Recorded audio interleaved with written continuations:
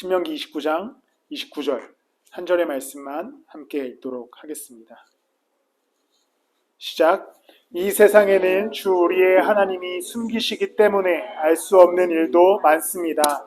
그것은 주님의 것입니다. 그러나 하나님은 그의 뜻이 담긴 율법을 밝히 나타내 주셨으니 이것은 우리의 것입니다. 우리와 우리의 자손은 길이길이 이 율법의 모든 말씀에 순종해야 합니다. 아멘. 오늘부터 우리가 이스라엘 백성들이 광야 생활을 마치고 요단을 건너서 여리고 아이 이렇게 정복해 나가는 가나안 땅을 향해 가는 이야기를 6주간 함께 나누게 될 것입니다. 오늘은 특별히 그 말씀의 시작점, 광야 생활을 마무리하는 장면이에요. 제가 어떤 가사를 읽었는데 잘 들어보십시오. 이거 참 성경적이다. 즉 들어보십시오. 나는 다음 단계에 있다. 규칙을 잘 지키고 내 손을 안 놓고 너희들이 결속하면 힘을 얻어서 광야로 걸어갈 수 있다. 무슨 노래인지 아시겠습니까? 제가 준비해봤는데요.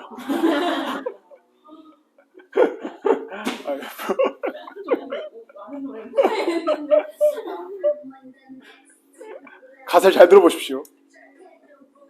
룰을 지키고 손을 놓지 말고 결속을 하는 게 힘이고, 네, 이렇게까지만. 다음 가사부터는 네, 에스파라는 가수의 노래인데요. 그냥 광야로 걸어간다라는 이야기만 듣고 가사를 찾아봤는데 뒷부분은 사실 크게 상관이 없는데 앞에를 한번 그냥 제 마음대로 해봤습니다. 광야 생활을 견딘 후에 이스라엘 백성들은 이제 다음 단계, 즉 가나안 땅을 향해 갑니다.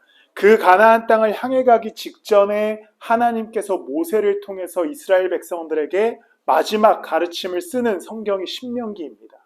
그러니까 출애굽기부터 민수기까지와는 다르게 신명기는 다시 한번 앞의 내용들을 정리하고 죽음 직전에 있는 모세가 너희들이 어떻게 살아가야 되는지, 다음 레벨로 가려면 어떤 규칙을 지켜야 되고 하나님을 어떻게 믿어야 되는지를 설명하고 가르치는 성경이 신명기입니다.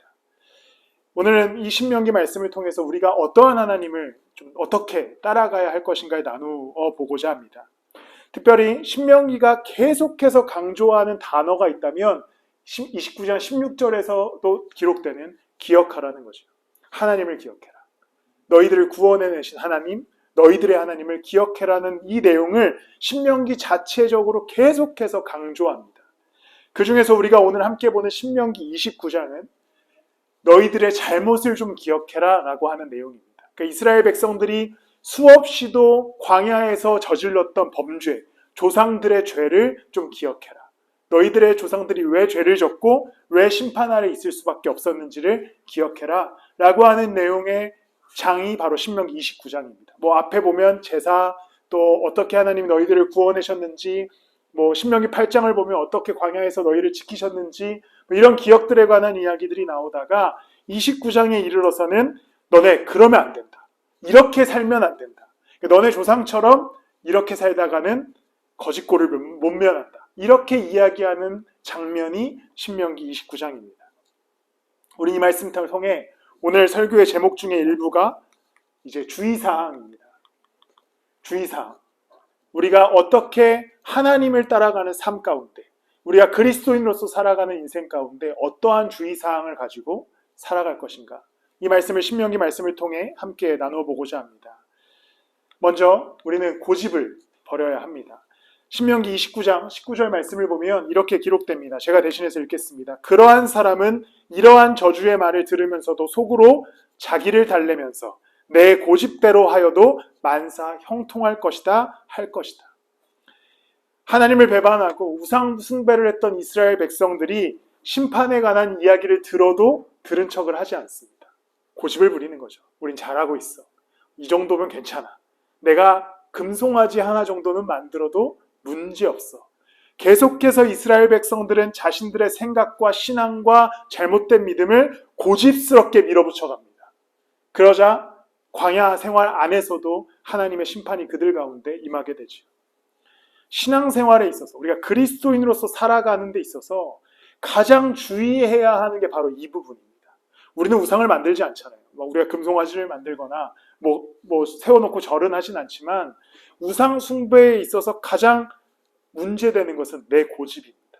내가 갖고 있는 신앙의 착각. 나 지금 잘하고 있어. 이 정도면 충분해. 내가 예수님 따라가는 데 있어서 이 정도 믿음이면 괜찮아 라고 하는 순간 그 신앙과 믿음이 무너지기 시작합니다. 하나님께서 우리 가운데 주시는 말씀을 우리는 늘 살아있음으로 깨어있음으로 듣고 읽고 묵상하고 우리의 걸음을 변형하기도 하고 변경하기도 하고 옮겨가야 하는데 어느 순간 내가 갖고 있는 고집이 고착화가 되는 것이죠. 이 정도면 괜찮아. 내 신앙이 이 정도면 하나님이 충분히 만족하실 거야. 그런데 이러한 고집이 생기는 순간 우리도 모르는 사이에 우리의 신앙이 몰락하게 됩니다. 한국교회의 모습이 어떻습니까? 이 고집을 부리는 결과가 우리 눈앞에 펼쳐져 있지 않습니까? 계속해서 고집스럽게 우리는 기복신앙을 교회에서 가르쳐왔고 고집스럽게 교회에서 잘못된 가르침으로 성도들을 유린하고 탄압했습니다. 그러니까 지금의 한국교회가 무너졌다라고 이야기하죠.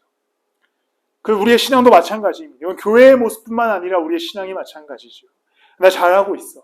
나 옳다고 생각해. 이 정도면 괜찮아. 라고 하는 그 아니란 태도가 우리의 믿음을 유지시키는 게 아니라 떨어뜨리고 있다는 것을 기억하십시오.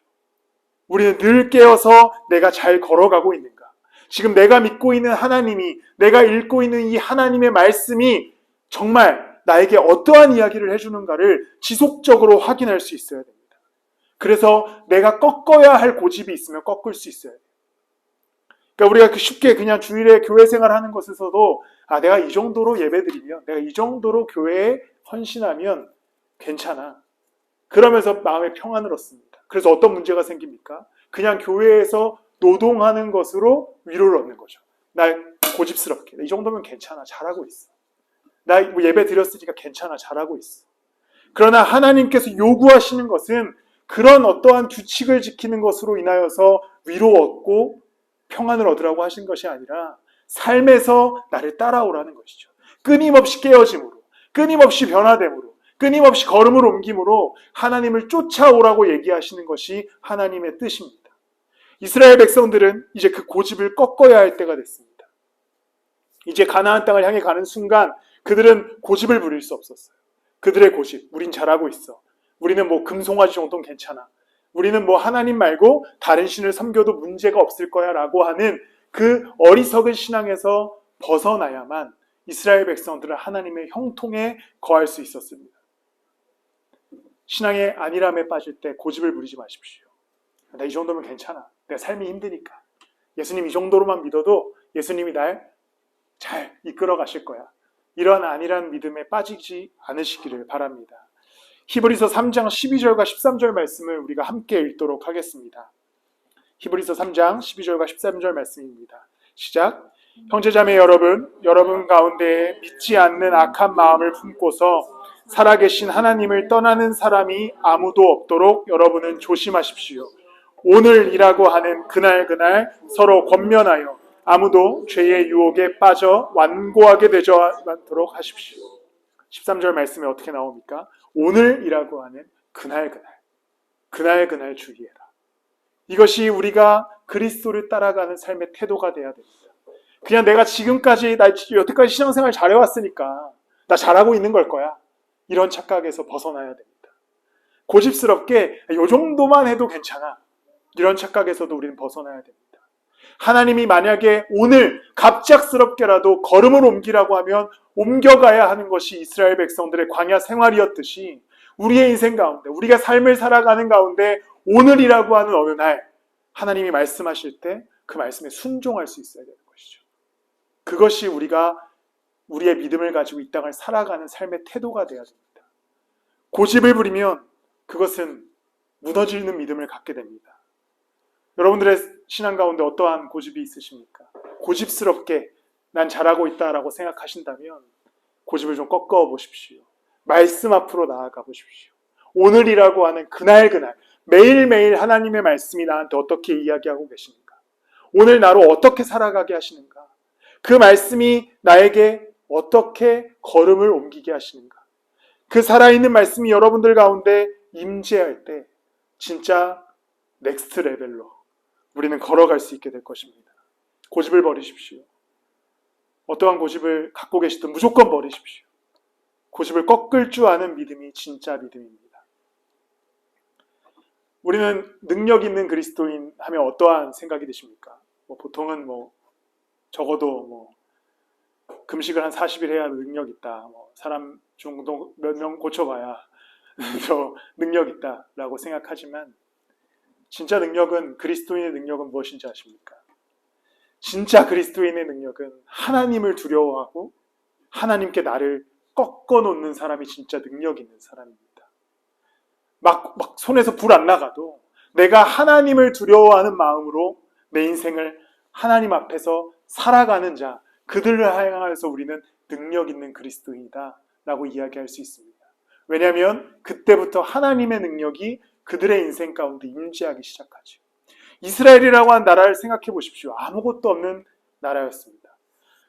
그냥 출애굽해서 노예 신분으로서 광야를 40년간 전전한 아무것도 없는 민족이었습니다. 근데 하나님께서 그들에게 요구하시는 게 뭡니까? 군사력입니까? 아니면 경제력입니까? 아무것도 아니죠. 순종해라는 거예요. 순종하라. 그러면 내가 너희들을 가나안 땅에 데려가 주겠다. 그렇게 약속하시는 것이죠. 그러니까 너희가 나한테 순종하는 게 곧 능력이 되어서 가나안 땅을 정복하게 될 것이다 라고 말씀하시는 것이 하나님의 말씀입니다. 그래서 오늘을 살아가는 우리에게도 마찬가지입니다. 내가 어떠한 특별한 것이 있어서 하나님께 순종하는 게 아니라 내 손에 엄청난 것이 있어서 하나님께 헌신하는 것이 아니라 그냥 하나님께 순종하는 게 거기서부터 능력이 됩니다. 내가 아무것도 없어도 내가 무가치한 사람이라도 예수 그리스도께 나아가 순종할 때 이제 그분의 능력이 우리 가운데 임재하시기에 우리는 이 땅의 삶을, 나의 인생을 능력 있는 자로서 살아가게 될 것입니다. 사랑하는 성도 여러분, 고집을 버리십시오. 여러분들이 잘하고 있다라고 생각할 때가 가장 위험할 때일 수 있습니다. 하나님이 말씀하신다면, 하나님께서 우리에게 순종을 요구하신다면 그때부터 순종하여서 진짜 하나님의 능력을 경험하는 여러분들이 되시길 예수 그리스도의 이름으로 축복합니다.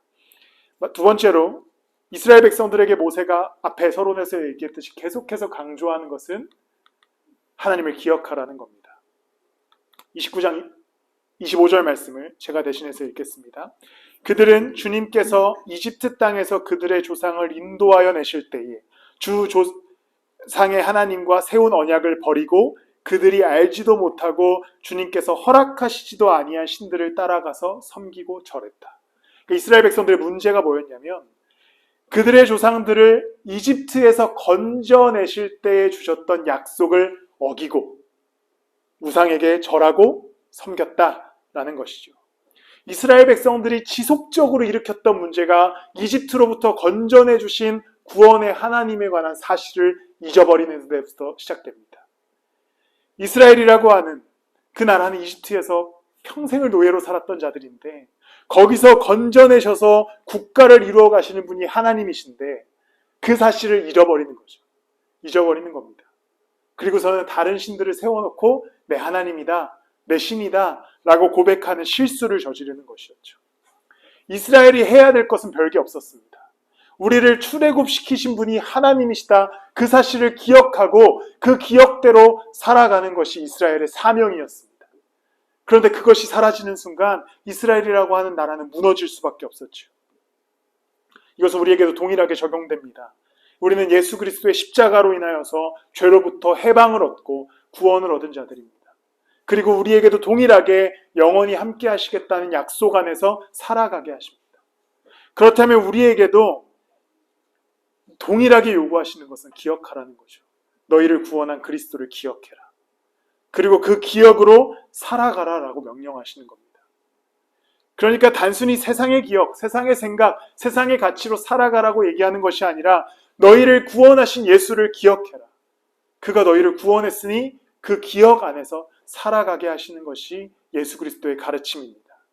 오늘 디모데후서 2장 8절 말씀을 함께 한 목소리를 또 읽도록 하겠습니다. 시작.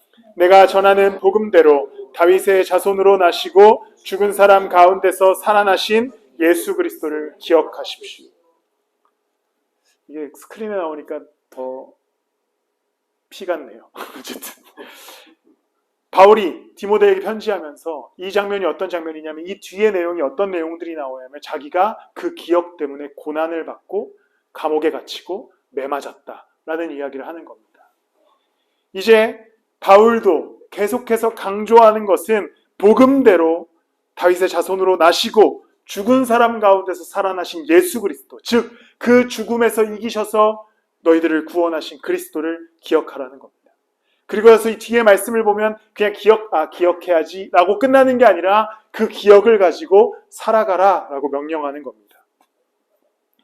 세상을 살아가다 보면 우리는 세상 안에서 살아갈 수밖에 없는 존재들이라 세상의 가치관과 세상의 논리들과 우리를 지배하고자 하는 이야기들이 나를 움직이기 시작합니다. 그러다 보면 그리스도에 관한 기억이 사라져요. 사실 우리는 기억한다고 착각합니다. 예배드리고 교회 나가고 가끔은 말씀도 읽으니까 내가 기억한다라고 착각합니다.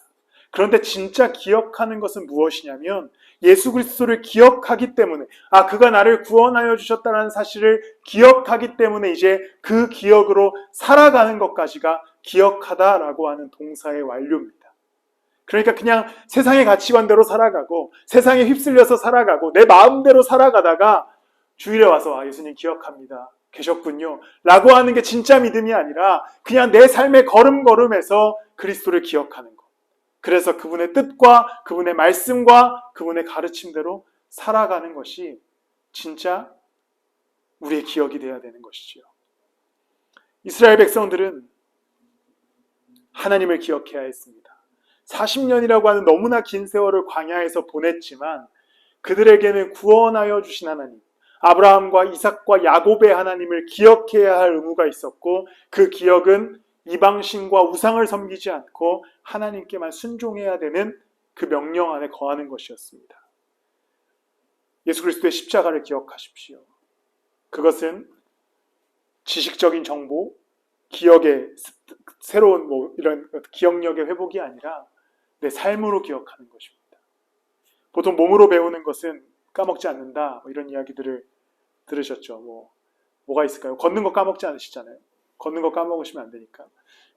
보통 운전을 좀 까먹는 것 같은데 어쨌든 기억하는 것은 몸으로 기억하는 겁니다. 예수님께서 우리에게 나를 기억해라 라고 하시는 것은 삶으로 기억하라는 명령입니다. 이스라엘 백성들은 출애굽하고 나서 광야 생활 가운데 이 기억을 계속 잊어요. 그러면서 하는 행동이 뭐냐면 우상을 만듭니다. 금송아지도 만들고 다산의 신도 만들고 농업의 신도 만들고 막 별 짓을 다 합니다. 근데 그것이 먼 과거의 역사처럼 들리지 않습니다. 우리의 모습과 동일하기 때문이죠. 예수를 잊고 우리를 좀 더 잘되게 해줄 만한 세상의 가치, 나를 좀 더 편안하게 해줄 만한 세상의 어떤 이야기들을 우리는 계속해서 거기에 빠져가기 때문입니다. 2주 전에 우리 평일 예배 드렸던 분들이랑 다 나눴는데 한번 하면 좋겠다 얘기해가지고 어떤 목사님과 한번 식사를 하다가 상처를 좀 세게 받았습니다. 저를 보고 이렇게 얘기하는 거예요. 너 쇼츠 요즘 잘 올리더라? 그래서 예, 좀 올리고 있습니다. 근데 맨날 똑같은 소리 하는데 그거 왜 올려서 뭐하냐? 이렇게 하면서 지나갔는데 그게 마음의 비수처럼 날아와 꽂혔습니다. 그래서 이제 참 지하철을 타고 가면서도 지는 설교를 얼마나 잘하길래 나한테 이래라 저래라 그렇게 하다가 집에 와서 나 아내한테 그 목사님 무슨 털만 많아가지고 이렇게 막 하다가 이렇게 막 마음이 안 좋았어요. 그러면서 성령의 음성으로 들어야겠다. 그래서 설교를 다시 보기 시작했습니다. 근데 그때 문제가 뭐냐면 이렇게 생각한 거예요. 그럼 좀 더 세련되게 설교를 해야 되나? 아니면 뭔가 좀 더 뭔가 특별한 걸 준비해야 되나 이러면서 막 많은 고민을 하고 주간이 흘러가고 있었습니다. 그런데 지난주 중에 다른 목사님이 연락이 왔습니다. 친하게 지냈던 형님이신데 다른 일 때문에 연락이 왔다가 내 아내가 네 쇼츠를 잘 보고 있대. 근데 아내는 이제 저와 MDB를 같이 아마 여기 다 전사님들 아시는 이미영 간사님이신데 희영이 누나가 쇼츠를 잘 보고 있대. 그래서 그래요? 고맙다고 전해주세요. 막 이랬는데 갑자기 이런 얘기를 하는 겁니다. 희영이 누나가 이제 아내가 너의 것이 명확하게 생기는 것 같대. 이렇게 얘기를 하는 거예요. 너무 좋대. 그래서 희영이 누나가 그래도 생각보다 사람이 잘 됐네. 약간 이렇게 서로 생각하면서 위로를 얻었습니다. 위로를 얻었습니다. 그러면서 그런 일련의 과정 속에서 제가 이제 생각이 많은 사람이니까 또 하루 이틀 지나가면서 어떤 묵상을 하게 됐냐면, 두 사람의 다 말이 누가 옳고 그름을 떠나서 그리스도를 그냥 온전히 내 삶으로 따라가고 그 삶에서 드러나는 하나님의 말씀을 전하는 게 중요하겠다. 이게 뭐 세련되지 않든 똑같든 아니면 잘하고 있든 못하고 있든 이런 이야기를 들을 때가 아니라 그냥 내 거가 뭐냐? 그리스도, 하나님의 살아있는 말씀을 전해야겠다라는 묵상이 있었습니다. 여러분들의 인생도 마찬가지입니다. 세상은 끊임없이 여러분들을 이렇게 살아, 저렇게 살아, 이 가치대로 살아, 이것들을 좀 해 라고 여러분들을 끌고 가려고 할 것입니다. 그런데 그때 우리가 흔들리지 않고 기억해야 되는 사실은, 나는 예수 그리스도로 인하여서 구원을 받았다. 나는 하나님의 자녀가 되는 권세를 얻었다. 나는 십자가의 피로 깨끗함을 얻었다. 그러면 내가 이제 어떻게 살아가야 할 것인가? 그 고민으로 살아가고 그 기억으로 살아가는 여러분들 되시기를 예수 그리스도 이름으로 축복합니다. 마지막으로, 그렇다면 우리는 유일한 진리를 따라갈 수 있어야 됩니다. 우리 오늘 함께 읽었던 29절 말씀을 보면요, 이렇게 기록됩니다. 이 세상에는 주 우리의 하나님이 숨기시기 때문에 알 수 없는 일들이 많습니다. 그것은 주님의 것입니다. 그러니까 이런 말이죠. 이 세상은 내가 이해하지 못하는 일들이 많다. 그리고 사실 그렇지 않습니까? 우리의 미래를 우리가 알 수 없잖아요. 내가 계획한다고 해서 그 계획대로 되지 않고, 내가 예상하지 못한 일들이 계속해서 발생하고, 굳이 일어나지 않아도 될 일들이 일어나기도 하고, 이런 일들이 일어나네 하면서 좋은 일들이 생기기도 합니다. 우리는 알 수 없다. 그건 주님의 것이기 때문이죠. 그러면서 모세가 이스라엘 백성들한테 무엇을 얘기하냐면, 그러나 하나님은 그의 뜻이 담긴 율법을 밝히 나타내 주셨으니 이것은 우리의 것입니다. 알 수 없는 미래는 하나님의 것이지만 이 하나님의 말씀은 우리의 것이다 라고 오늘 본문에서 얘기하는 것이죠. 우리와 우리의 자손은 길이길이 이 율법의 모든 말씀에 순종해야 됩니다. 하나님께서 이스라엘 백성들에게 요구하시는 것은, 지금 너희들의 인생을 미래는 알 수 없지, 가나안 땅을 정복해 나갈지, 가나안 땅에서 어떤 전쟁이 펼쳐질지 너네는 알 수 없어. 그거 내 거니까. 그런데 너희들의 것이 하나 있는데 하나님의 말씀이다. 그거 따라와. 그거 순종해. 그러면 알 수 없는 이 미래가 주님의 것이기 때문에 그 안에서 형통하게 될 것이다 라고 말씀하는 것이 오늘의 말씀의 이야기입니다. 우리의 삶이라는 것, 한 치 앞도 모르는 인생을 살아갑니다. 작년에 생각했던 여러분들의 10월달과 올해 10월달이 비슷합니까? 많이 다르지 않습니까? 계획도, 우리의 생각도, 우리의 삶의 일들도 수없이 변화되고 수없이 어떻게 흘러갈지 모르게 흘러가게 됩니다. 그러나 우리의 인생은 아마 내년에도 동일하게 내가 알 수 없는 방향으로 흘러가게 될 수도 있습니다. 그런데 어떠한 인생을 살아가든지 변하지 않는 것이 있지 않습니까? 바로 살아있는 하나님의 말씀입니다. 하나님의 말씀은 변하지 않는다면 우리는 어떻게 살아가야겠습니까? 이 변하지 않는 진리를 붙들어 살아가야만 우리의 삶이 이제 그 하나님의 길로 걸어갈 수 있게 되는 것이죠. 우리가 말씀을 묵상해야 하는 이유, 제가 수없이도 성경 읽기와 말씀 묵상과 설교 이것들을 강조하는 이유는, 그것은 변하지 않는 진리이기 때문입니다. 이 말씀처럼 우리의 것이기 때문입니다. 하나님의 말씀은 내 거예요. 여러분 겁니다. 그렇다면 그 말씀에서 여러분들에게 어떻게 이야기하시는지를 알아야 하고, 우리는 그 말씀에 가까이 해야 합니다. 그래서 이제 그분과 걸음을 맞추어서 우리의 인생을 살아갈 수 있어야 되는 것이죠. 이스라엘 백성들 생각해 보십시오. 광야에서 40년을 살았습니다. 그리고 1세대들은 심지어 가나안 땅에 못 들어가게 됐어요. 요단강을 건너서 가나안 땅에 가야 되는 사람들은 다 광야에서 태어난 사람들입니다. 그 사람들이 가나안 땅에 대해서 뭘 알까요? 아무것도 모르죠. 거기 있는 적들이 얼마나 강한지, 그 성이 얼마나 높은지, 어떤 일이 닥쳐올지 알 수 없었습니다. 그런데 이 이스라엘 백성들에게 하나님이 이야기하시는 건 내 말, 내가 너희들에게 명령한 이것만 지켜. 그럼 하나님이 알아서 해주신다라는 겁니다. 출발, 즐거운 성경여행. 이거 하겠다는 게 아니라 그냥 이 그림이 되게 귀여워서 한번 갖고 와봤습니다. 하나님의 말씀을 따라가야 되지 않겠습니까? 하나님의 말씀이 유일하게 여러분들의 것이다. 살아있다. 너희들에게 삶을 가르쳐준다. 라고 했을 때 그렇다면 하나님의 말씀을 우리가 읽지 않는 것은 무슨 행동이냐면 그럼 뭐 알아서 내 미래 나는 뭐 어떻게 할 수 없고 그냥 뭐 망하든 말든 이런 태도와 비슷하다라는 것이죠. 그런데 내 거는 하나님의 말씀이기에 우리는 이제 그 말씀 안에서 살아갈 수 있어야 됩니다. 우리가 뭐 의도하지 않았지만 또 홍민기 목사님의 진격과 함께 흐름을 가는데 이런 글이 있어서 제가 읽어드리려고 합니다. 너무 힘드니까 말씀이 눈에 안 들어와요 라고 말한다. 그런데 대체로 그런 성도들의 공통점은 말씀을 읽어본 적이 없는 것이다. 말씀을 안 보니 말씀이 눈에 들어와 본 적이 없다.